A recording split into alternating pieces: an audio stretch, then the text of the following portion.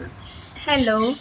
सबसे पहले वाले वीडियो में मैंने आपको सी स्ट्रक्चर सिखाया था कि सी स्ट्रक्चर में क्या क्या चीज़ आएगी। तो हमने डॉक्यूमेंट सेक्शन समझ लिया, लिंक सेक्शन समझ लिया। तो ये वाले वीडियो में मैं आपको सिखाऊंगी कि डेफिनेशन सेक्शन में क्या आएगा, ग्लोबल डिक्लेरेशन सेक्शन में क्या आएगा। ठीक है, तो मैंने यहाँ पे टाइटल ऐसा लिखा है कि defining symbolic constant and declaring variable as a constant. तो पहले तो हमें ये क्वेश्चन होना चाहिए कि ये कांस्टेंट क्या है।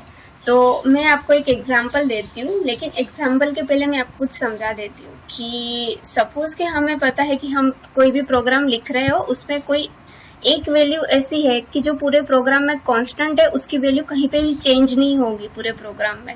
तो उसको हम क्या कहेंगे, कांस्टेंट वैल्यू। और वो वैल्यू हम कोई वेरिएबल को असाइन करेंगे तो उसको हम बोलेंगे कांस्टेंट वेरिएबल और एल्स सिंबॉलिक कांस्टेंट। ठीक है, जो हमें पता है कि पूरे प्रोग्राम में उसकी वैल्यू सेम ही रहने वाली है, कहीं पे भी चेंज नहीं होगी और इन फर्दर हम कहीं पे भी चेंज भी नहीं कर सकते अगर हम एज अ कांस्टेंट डिक्लेयर करें तो सबसे पहले मैं आपको सिखाऊंगी कि डेफिनेशन सेक्शन में क्या आएगा। डेफिनेशन सेक्शन, तो मैं आपको एक एग्जांपल देती हूँ कि हम कोई भी प्रोग्राम कर रहे हो, उसमें हमें पाई की वैल्यू चाहिए कहीं पे भी एडिशन करने के लिए, मल्टीप्लिकेशन करने के लिए, कुछ भी पाई की वैल्यू चाहिए।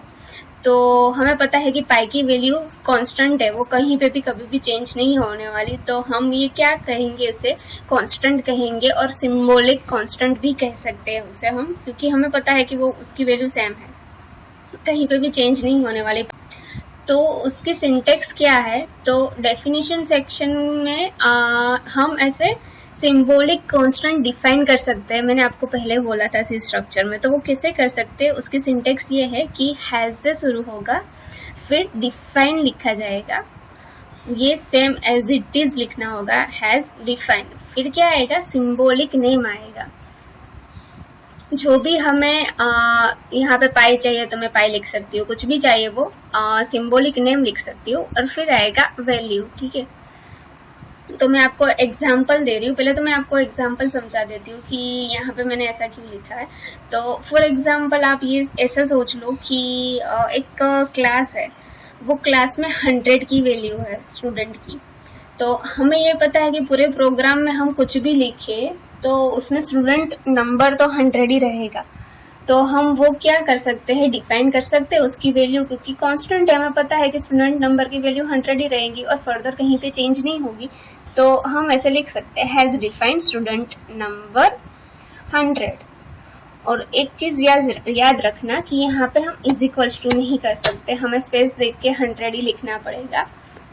और हैज डिफाइन में हम डेटा टाइप नहीं यूज कर रहे, क्योंकि यहाँ पे जो भी वैल्यू हम देंगे वो उसको समझ आ ही जाएगा कि ये इंटीजर वैल्यू स्टोर कराई है हमने, फ्लोटिंग वैल्यू स्टोर कराई है, या कोई भी वैल्यू स्टोर कराई है।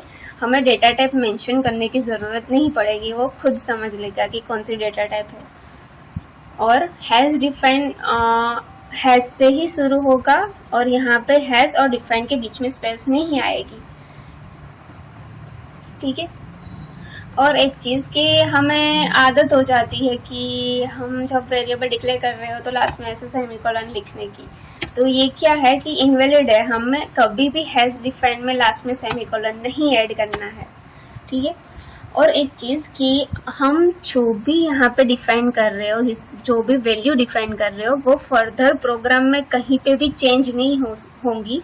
हम ऐसे student number is equals to 120 in further program में मैं ऐसे लिखूंगी तो ये इनवैलिड कहा जाएगा, हम ऐसे वैल्यू असाइन नहीं कर सकते जो भी ऑलरेडी डिफाइन चीज हो उसमें। तो ये था डेफिनेशन सेक्शन का कंसेप्ट। ये मैं आपको फर्दर प्रोग्राम में जब लिखूंगी, समझाऊंगी, तब आपको समझ आ जाएगा पूरा। तो फिर आगे है declaring variable as a constant. तो हमें पता है कि वेरिएबल कैसे डिक्लेयर करते हैं हम। यहाँ पे अगर आपको नहीं पता तो मैंने समझाया भी है वो चीज़, आप वीडियो जाके देख सकते हो। तो मैंने ऐसे वेरिएबल डिक्लेयर किया, integer number is equals to 100, उसको वैल्यू भी असाइन कर दी 100। तो ऐसे हम वेरिएबल डिक्लेयर कर सकते हैं, बट हमें variable as a constant declare करना हो तो कैसे कर सकते हैं। वैसे ये हैज डिफाइन और कांस्टेंट वेरिएबल का कंसेप्ट सेम ही है, वो बहुत डिफरेंस नहीं है उसमें। ये हम डेफिनेशन सेक्शन से कर सकते हैं ऐसा, और यहाँ पे हम कर सकते हैं कांस्टेंट कीवर्ड से। तो अगर मुझे ये चीज कांस्टेंट करनी हो, वेरिएबल को कांस्टेंट करना हो, तो मैं यहाँ पे लिखूंगी const integer number is equals to 100। तो ये क्या हो गया कि जो नंबर वैल्यू है उसमें मैंने 100 दे दिया और ये चीज मैंने कांस्टेंट कर दी। तो ये क्या है कि पूरे प्रोग्राम में ये फर्दर कहीं पे चेंज नहीं होगी, इसकी वैल्यू यही रहेगी, नंबर इज इक्वल्स टू 100, मतलब 100 ही वैल्यू रहेंगी। मैं फर्दर प्रोग्राम में कहीं भी ये वैल्यू चेंज नहीं कर पाऊंगी। वैसे तो दोनों कंसेप्ट सेम ही है, दोनों कांस्टेंट के लिए ही यूज होता है, लेकिन ये क्या है कि यहाँ पे हम प्री प्रोसेसर का यूज करके कर रहे हैं और यहाँ पे हम कीवर्ड का यूज कर रहे हैं कांस्ट करके। इसलिए इसको कहा है वेरिएबल एज अ कांस्टेंट और इसको कहा है डेफिनेशन सेक्शन में सिंबॉलिक कांस्टेंट। तो ये चीज समझ आ गई कि हम दो तरीके से कांस्टेंट डिक्लेयर कर सकते हैं, एक तो हैज डिफाइंड से और एक कांस्ट कीवर्ड से। ठीक है, मैं आपको प्रोग्राम में समझाती हूँ कि ये कैसे किया जाता है डिक्लेयर। तो ये प्रोग्राम बस आपको कंसेप्ट क्लियर करने के लिए ही मैंने लिखा है, सिंपल प्रोग्राम है, बट आपको कंसेप्ट क्लियर हो जाएगा कि कांस्टेंट क्या है, हम सिंबॉलिक कांस्टेंट डिफाइन कैसे कर सकते हैं और वेरिएबल कांस्टेंट कैसे डिफाइन कर सकते हैं। तो जैसे कि स्ट्रक्चर में समझाया था, लिंक सेक्शन के बाद आएगा डेफिनेशन सेक्शन। तो डेफिनेशन सेक्शन की सिंटेक्स भी मैंने आपको सिखाई थी कि हैज डिफाइंड, फिर जो भी सिंबॉलिक कांस्टेंट का नेम लिखना हो वो, और फिर उसमें जो वैल्यू ऐड करनी हो वो। यहाँ पे डेटा टाइप वगैरह नहीं आएगा, सेमीकोलन नहीं आएगा, ये एग्जैक्टली लिंक सेक्शन के बाद आएगा। तो ये डेफिनेशन सेक्शन में मैंने नंबर ऑफ स्टूडेंट 100 लिख दिया कि क्लास में बस 100 स्टूडेंट रहेंगे। तो प्रोग्राम में मैंने यहाँ पे बस प्रिंटफ में number of student %d and then student number, तो इसकी जो वैल्यू है वो मैंने प्रिंट कराई है और कुछ भी प्रोग्राम नहीं किया है, बस आपको समझाने के लिए ही ये यहाँ पे मैंने ऐसे प्रोग्राम में लिखा कि हम डेफिनेशन सेक्शन को यहाँ पे लिख सकते हैं। तो पहले मैं ये प्रोग्राम कंपाइल कर रही हूँ और फिर रन। तो लिख के आ गया कि नंबर ऑफ स्टूडेंट इज 100, और ये जो 100 है यहाँ पे मेन के बाहर डिक्लेयर किया गया है। उसका मतलब क्या है कि ये पूरे प्रोग्राम में कहीं पे भी इसकी वैल्यू मैं यूज कर सकती हूँ। और मैंने आपको एक चीज समझाई थी कि ये जो स्टूडेंट नंबर यहाँ पे मैंने जो 100 उसको वैल्यू दी है, वो पूरे प्रोग्राम में कहीं पे भी दूसरी वैल्यू उसको असाइन नहीं कर सकती। फॉर एग्जाम्पल मैं यहाँ पे लिखूँ student number is equals to 120, तो ये तो ऑलरेडी पहले मैंने डिफाइन करके रखी है कि इसकी वैल्यू 100 ही रहेंगी। फिर यहाँ पे मैं इन केस में ऐसे चेंज कर रही हूँ 120 से, देन कंपाइल करोगे ना तो वो एरर आएगी कि ऐसे हम नहीं लिख सकते, ऐसे हम नहीं वेरिएबल को वैल्यू दे सकते। तो फिर मैंने वेरिएबल कांस्टेंट सिखाया था आपको कि वेरिएबल कांस्टेंट क्या है। तो मैंने ऐसे वेरिएबल डिक्लेयर किया integer number is equals to 100, और यहाँ पे मैंने आगे लिख दिया कॉन्स्ट कीवर्ड। तो ये क्या हो गया कि ये नंबर की वैल्यू 100 फिक्स हो गई, ये चेंज नहीं होगी फर्दर पूरे प्रोग्राम में। और एक चीज की इसकी वैल्यू हम पूरे प्रोग्राम में कहीं पे भी यूज कर सकते हैं।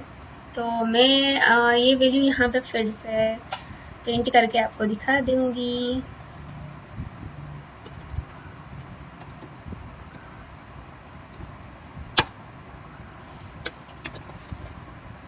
printf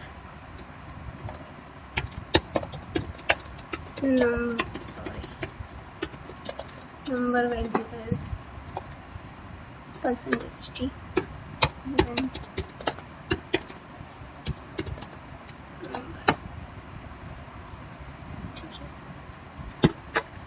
compare run। तो यहाँ पे आ गया number of student is 100, number value is 100। तो एक चीज आपने देखी कि ये दोनों के बीच में कुछ स्पेस नहीं है, ये एक्चुअल में आना चाहिए नेक्स्ट लाइन में, बट ऐसे ही नेक्स्ट लाइन में नहीं आएगा जब तक हम /n नहीं देंगे। तो /n का मतलब क्या है कि ये दूसरी लाइन में जो भी इसके बाद वाली चीज जो भी प्रिंट होगी वो दूसरी लाइन में प्रिंट होगी, लाइक ऐसे। हुआ दूसरी लाइन में प्रिंट, तो स्लैश एन का मीनिंग क्या हुआ कि वो न्यू लाइन में प्रिंट कर देगा। तो ये वैल्यू भी मैं आपको चेंज करके दिखाती हूँ कि एरर आ रही है कि नहीं आ रही है। देखते हैं, number is equals to 120, error आ गया, can't modify a constant object. हम कांस्टेंट जो भी डिफाइन किया है उसकी वैल्यू हम पूरे प्रोग्राम में कहीं पे भी मॉडिफाई नहीं कर पाएंगे, क्योंकि हमें जब ये पता हो कि इसकी वैल्यू यही होगी तो ही हम एज अ कांस्टेंट डिक्लेयर करेंगे, अदरवाइज नहीं करेंगे। तो ये बस कंसेप्ट था आपको समझाने के लिए कि डेफिनेशन सेक्शन क्यों यूज होगा और कांस्टेंट वेरिएबल हम क्यों बना सकते हैं। तो यहाँ पे जो था इसको हम लिंकिंग सेक्शन कहते हैं, ये वाला सेक्शन है वो डेफिनेशन सेक्शन है, और ये वाला सेक्शन है वो ग्लोबल वेरिएबल डिक्लेरेशन है।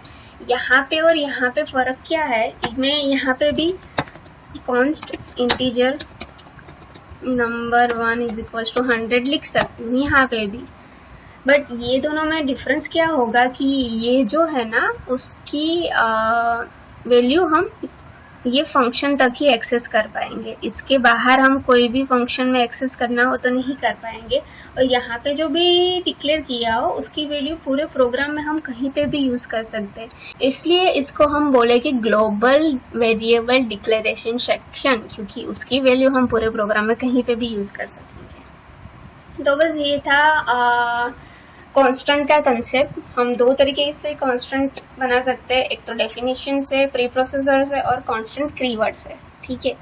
और कोई भी आपको क्वेश्चन हो फर्दर, आपको नहीं समझ आए, आप मुझे कमेंट में लिख सकते हो कि मुझे ये चीज़ नहीं समझ आई, आप फिर से समझा दो, मैं फिर से समझा दूंगी आपको, ठीक है। Thank you.